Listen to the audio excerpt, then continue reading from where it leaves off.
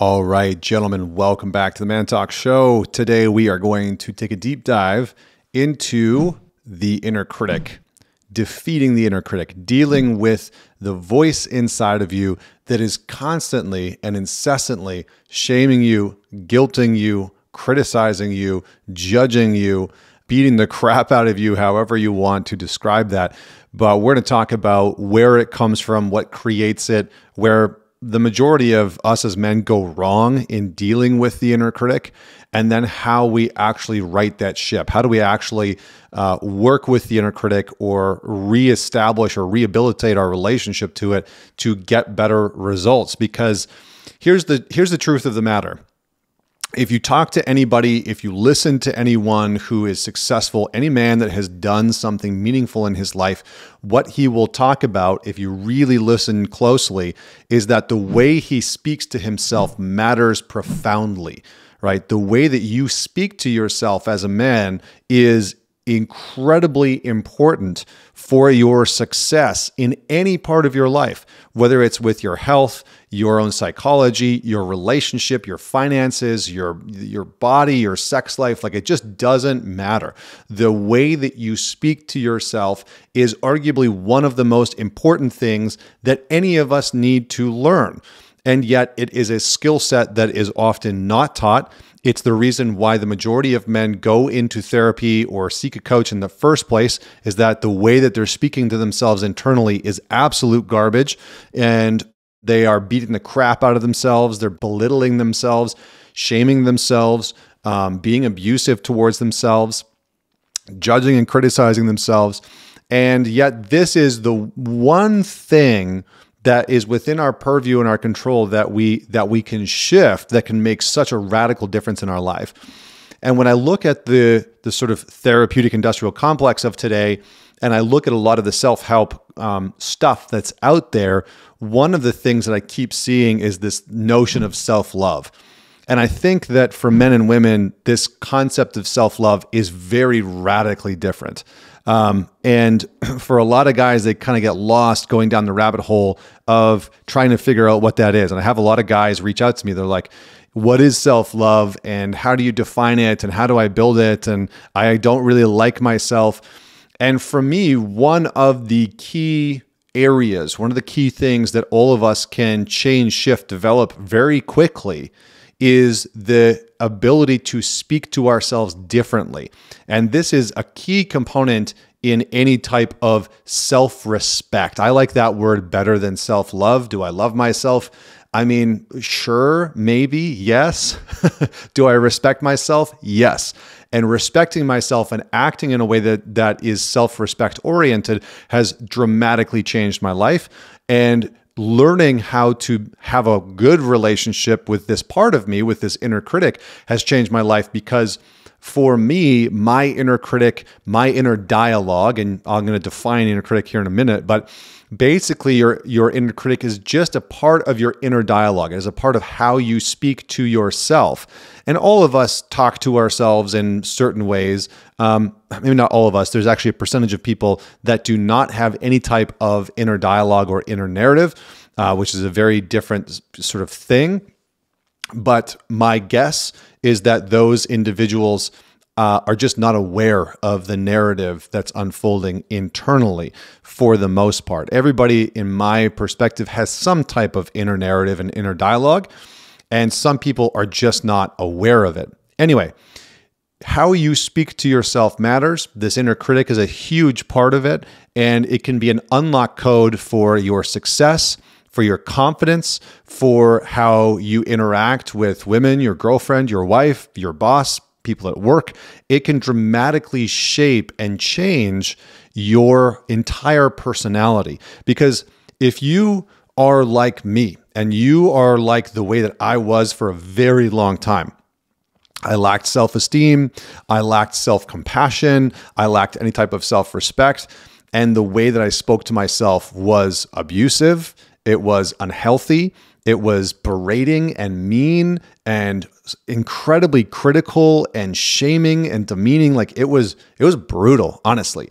I remember going through an experience with my first mentor, And he had me do this exercise, and I do variations of exercises that help men really get a sense of what their inner critic is like. And I'm going to give that to you here in a moment.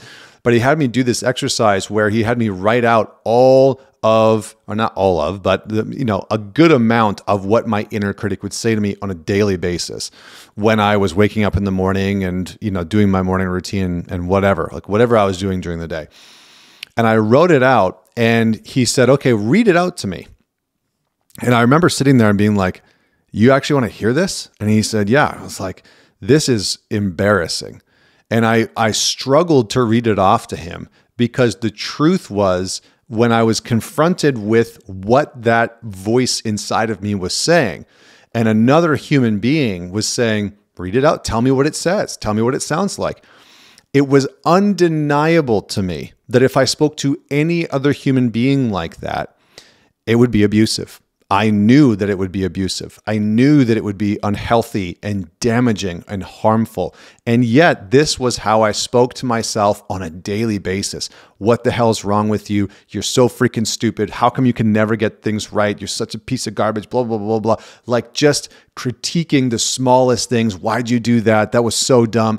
It was incessant. And this voice in me was one of the loudest voices that I had.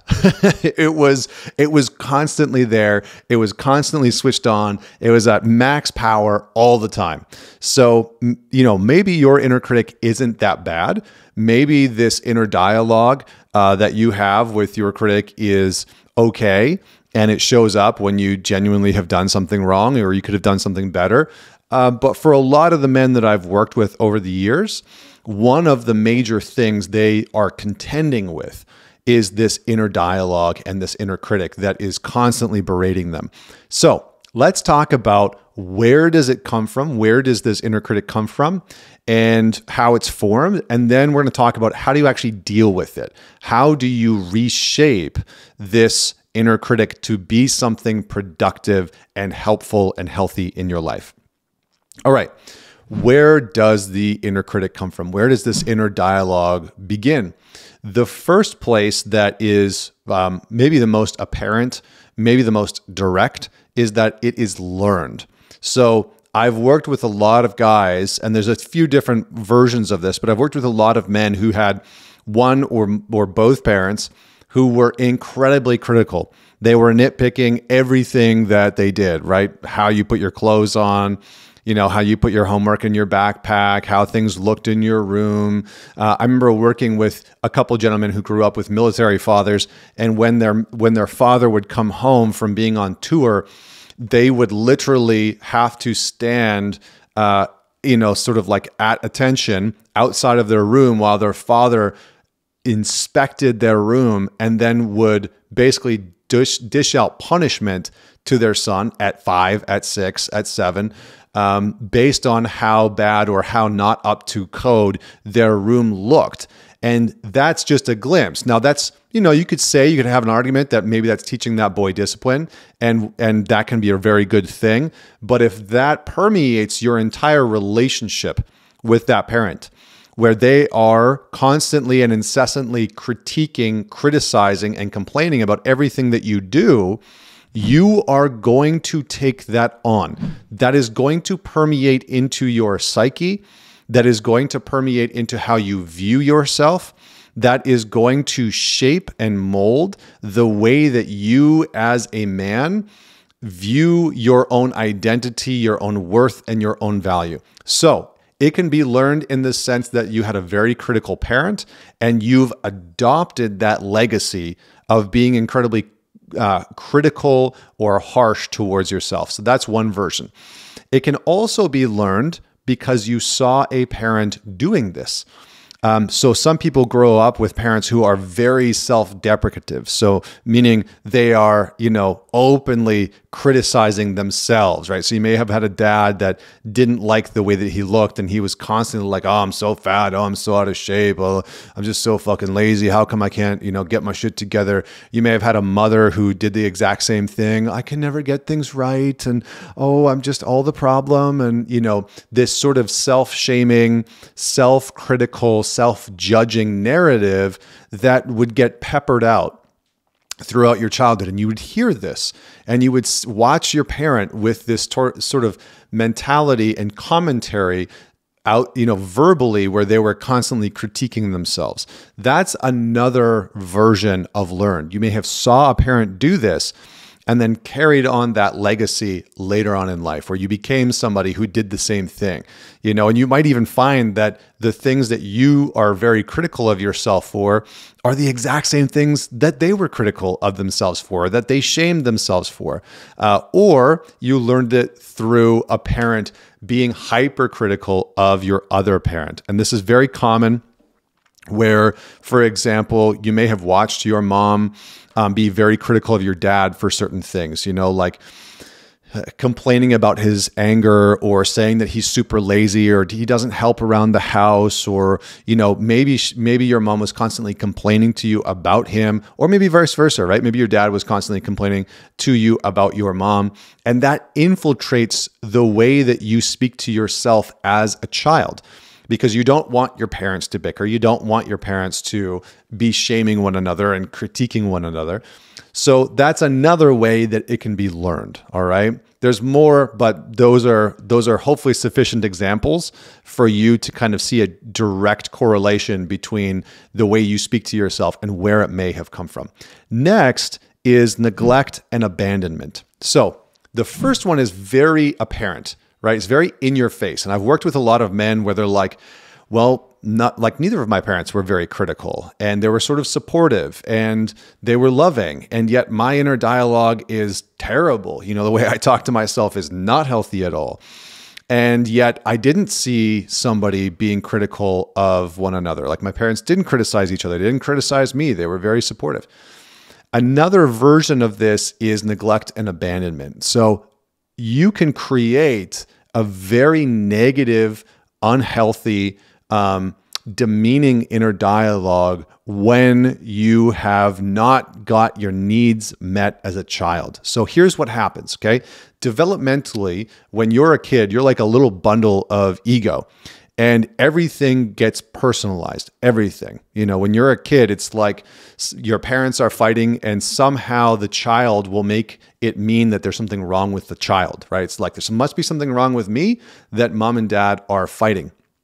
So if you are a child and your dad is constantly working, or he's constantly traveling, or you can't seem to get his attention when he's home, he won't talk to you about certain things. He kind of ignores you, right? He hangs out in the garage and works on his things, and he doesn't really invite you to go do that. And you feel this very deep sense of disconnection from him. That can produce in a child, again, not in an adult, but in a child, this mentality of like, well, what's wrong with me that he doesn't want to spend time with me? There must be something going on with me, because kids don't have perspective that their parents are going through their own crap. They just think there must be something going on with me. There must be something wrong with me. And so for a lot of kids, when they are neglected, right? If you were a young boy who didn't get his needs met, didn't get a lot of attention or validation, maybe one of your parents left, right? Maybe they got divorced and you only saw your dad once a month or, a couple times a year. That can get personalized and internalized by you as a child to mean that there's something defective about you.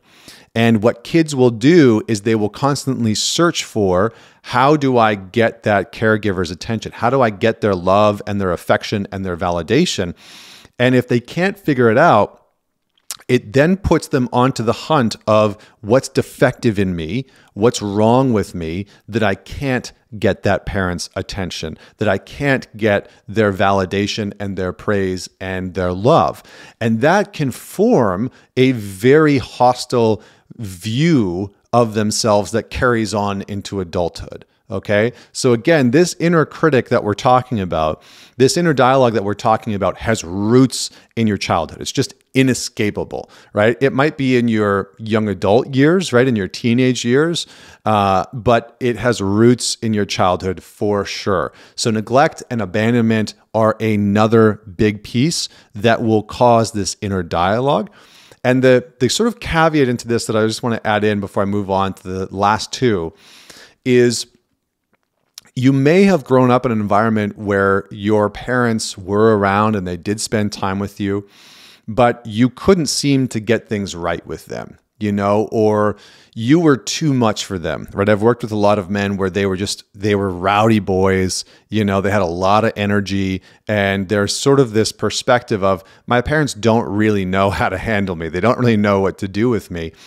And that mentality can be enough, that belief can be enough to create the story or the narrative internally that there's something wrong with me. Because if you are with parents, your caregivers, you don't ever as a child, no child wants to feel like mom and dad don't know how to deal with me. I'm too much for mom and dad, because all of that gets interpreted in a child's mind as there's something wrong with me, I'm broken, I'm deficient, I'm defective, etc. And that will carry on into the adult years where you become a young man or an older man whose internal perspective of himself is maybe you've become successful, maybe you've become confident in many ways and competent in many ways, but the underlying feeling is how you talk to yourself is very dark, very abrasive, very demeaning, etc. Now, the third thing that can cause this very harsh inner dialogue is trauma. Now, you might notice a theme in a lot of these deep dives, A Man's Guide to, that trauma shows up a lot in a lot of these different areas. And it can really form your perspective that there's something wrong with you, right? So, and I'm not saying that that's true, but what can happen is if you experience physical abuse or sexual abuse as a kid, even if you're a part of a pretty bad accident or something like that, it can create the dialogue that something's wrong with you. That person hurt you or took advantage of you because there was something faulty about you and you have to figure out what that is. And so a lot of our inner criticism, a lot of this hostile narrative and commentary towards ourselves comes from this place of there must be something wrong with me and I need to figure it out. I need to scout it out. And it becomes, for a lot of people, this sort of never-ending process.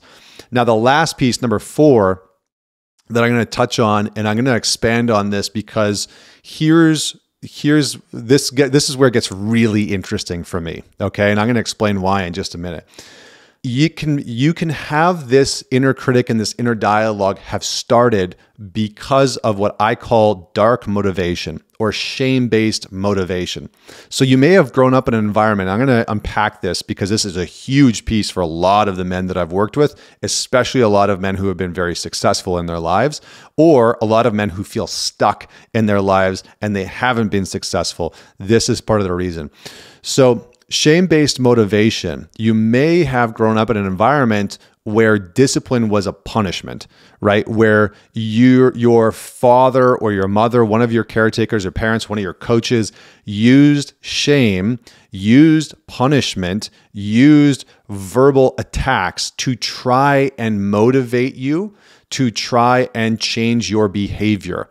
All right. So you may have grown up in an environment where when you started playing a sport, football, hockey, basketball, etc., your dad would come out to the games, and after the games or during the games, he would try and motivate you inadvertently by shaming you, like, don't do that, or like, why the hell would you do that? Do this instead, or like, you just gotta run faster and like get over the blah blah blah blah blah. And his intentions maybe were good, but he was using shame and verbal attacks and criticism to try and get you to be better.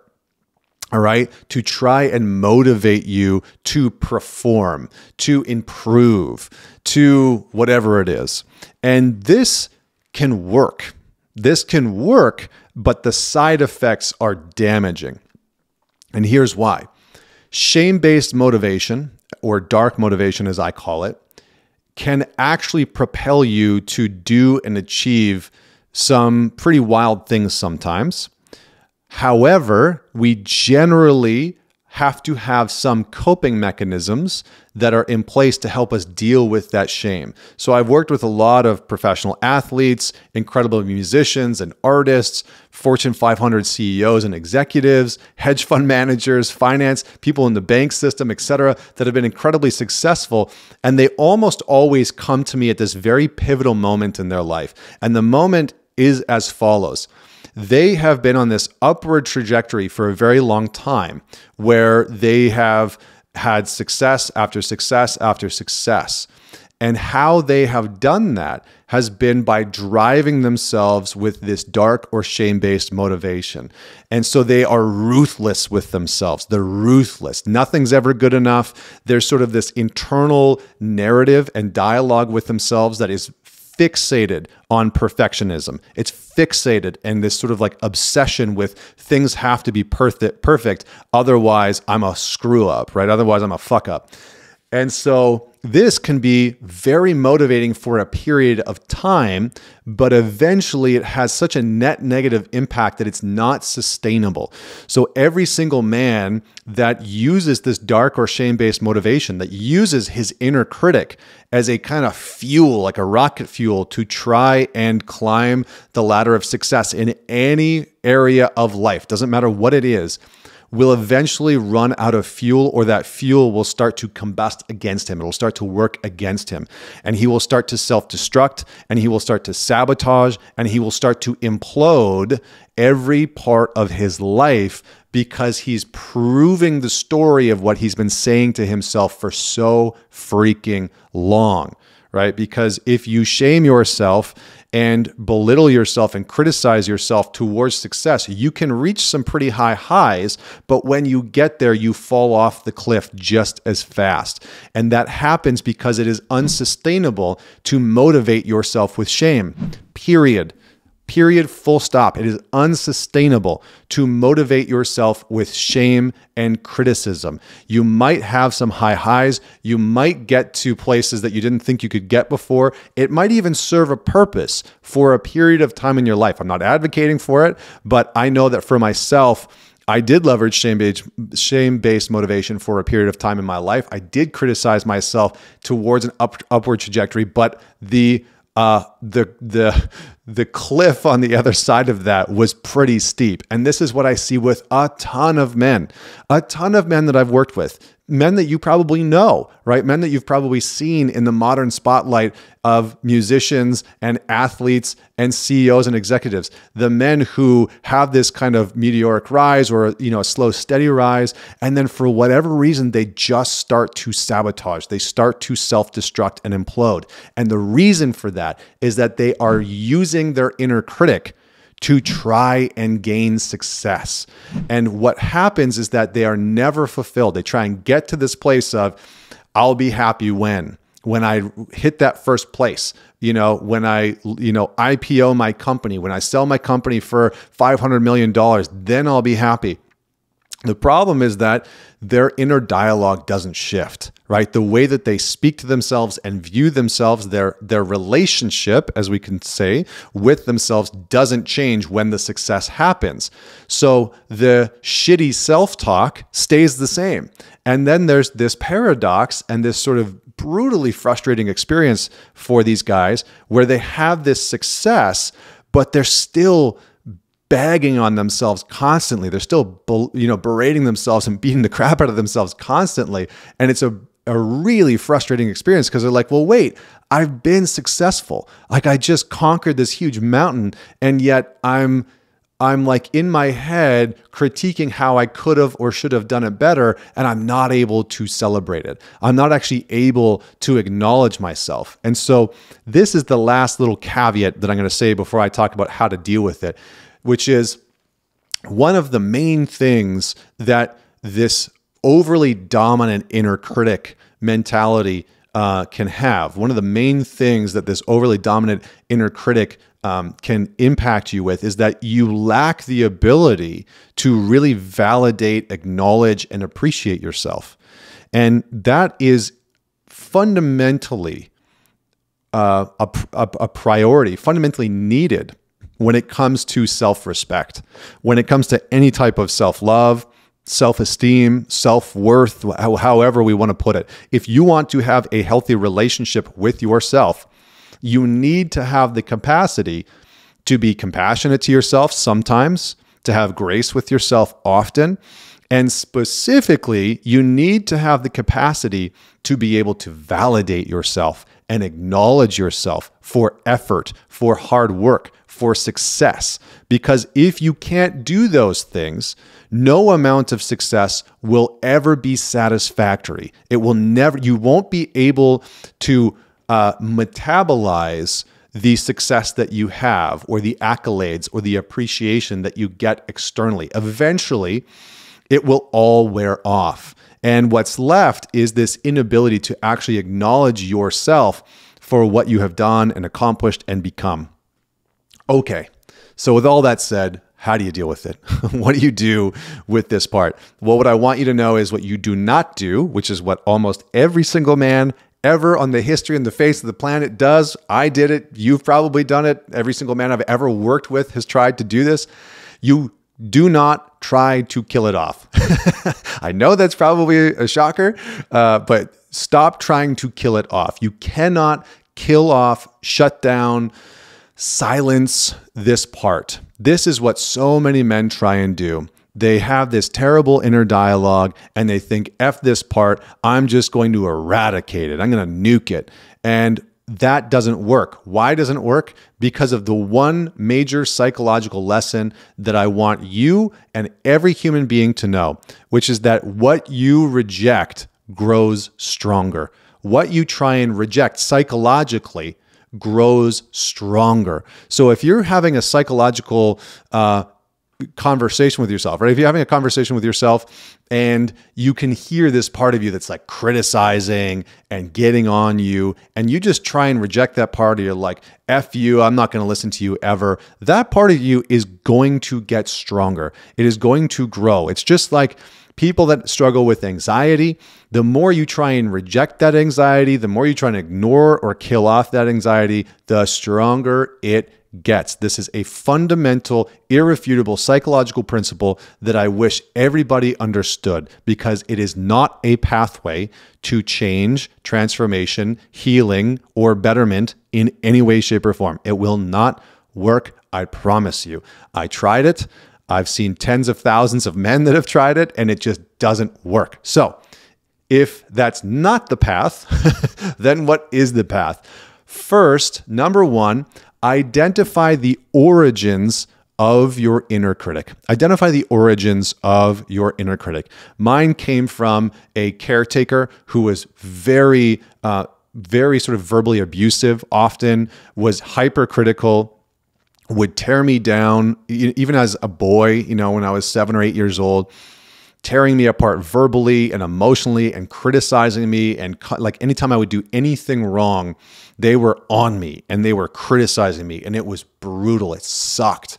And so, but I didn't know that. I didn't know that I was carrying on the legacy of somebody in my childhood until I really started to look at it. So get to the origins of your inner critic. So here's some questions that can help you do that. Number one, who does my inner critic remind me of? Who does my inner critic remind me of? Number two, what things does my inner critic say that sound familiar? What things does my inner critic say that sounds familiar, and to whom do they sound familiar to? Okay. And number three is, what circumstances in my childhood may have helped to develop this part of me? What circumstances, experiences, memories from my childhood may have helped to develop this part of me? And likely, for some people, there's going to be these like very acute moments, and for other people, it's going to be this ongoing barrage of things. All right. For me, it was that one. Number two. Okay. So number one, identify the origins of the voice. Number two, figure out what it wants and what it's trying to help you do. There's a very interesting label for this part of us in IFS. It's called the loyal soldier. There's different names for it depending on what literature you're reading, but I like the loyal soldier. I think that that's a very apt name. So figure out what this part wants and what it's trying to help you do, because this part of you, this inner critic, is not evil. It is not an evil part. It is a loyal soldier that in your childhood was trying to help you figure something out. It was trying to help you figure out, how do you get dad's approval? How do you get a good relationship with mom? How do you get safety in your environment? How do you get the approval or validation from your coach? How do you get a sense of belonging in your family system? So it's a loyal soldier that is trying to help you to do something. So here's a couple questions that you can dive into. First is, what is this part of me trying to protect me from? What is this part of me trying to protect me from? And be a little bit more in depth than just failure or getting it wrong. Try and flush out with a little bit of like creative writing or thinking through it. You might even use a voice note and actually talk it out loud. What is this part? What is your inner critic trying to protect you from? What is it trying to move you towards? And what is it trying to help you achieve? So what is it trying to protect you from, move you towards, and help you achieve? That's number 2. Figure out what it wants and what it's trying to help you do. Number 3, set some boundaries. Set some boundaries, okay? Just like if you were at a pub or you're at a bar and there's some obnoxious drunk guy that is just berating you and talking shit to you and being annoying, you're probably going to set some boundaries with them. You're not going to just sit there and take it. You're going to say like, hey man, listen, like that's enough. All right, that's enough. Thanks. That's enough. So practice saying enough to the inner critic. Now this requires you to connect with a little bit of your own anger.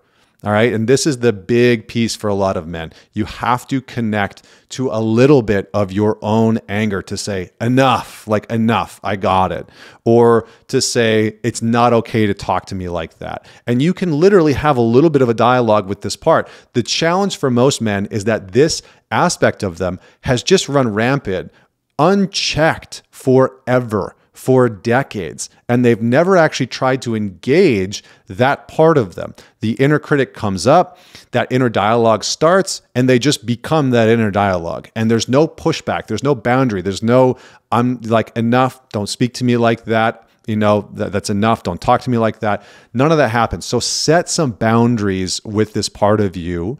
And you might even want to write it out. Like what's okay, what's not okay, what will I tolerate, what will I not tolerate? And then when you hear that voice start to come online, you can internally or even externally, it might help you to do so. Just say enough, enough. I don't want to hear that. Don't talk to me like that. We can have a more productive conversation. So what boundaries do you need to set with that part? Number 4, and this is absolutely essential, repurpose this loyal soldier. Because again, your inner critic is a loyal soldier. For a lot of men, it can be a really potent force and it needs a purpose. Again, you can't just kill it off. You can't just try and shoo it away. You need to repurpose this part of you. So what function do you want it to serve? What function do you want it to serve? For me, I repurposed my inner critic into my inner gratitude, my inner validator, my inner appreciation machine. And this changed my life. I shit you not. It took a while. I'm going to just put that caveat in. It took like 3 to 6 months of consistent daily gratitude journaling, catching that inner critic popping up and prompting and interrupting and be like, that's enough.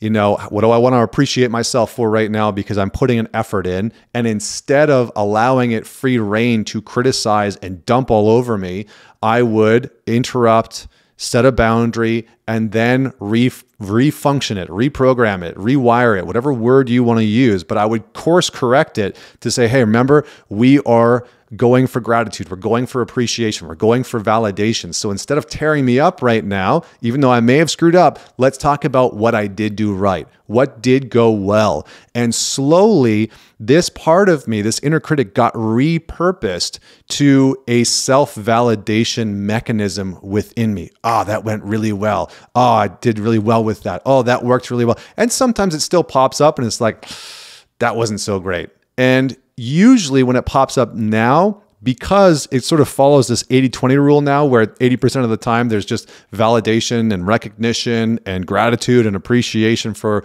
what's working well. The 20% of the time when the criticism comes up, it's usually pretty valid. It's like, yeah, I see that. That's right. I probably shouldn't have done that. Or, yeah, you know what? That was a stupid mistake. I probably shouldn't have said that, So it starts to carry more weight and gravity when the criticism does come up.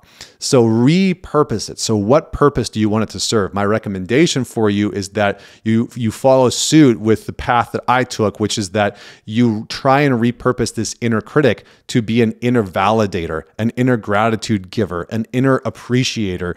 And because it is a potent force in your life, and you will, when doing this, you'll move from that dark motivation, that shame-based motivation, to light motivation, which is imbued, which is really built from appreciation, validation, recognition, and being able to give those things to yourself in a healthy way.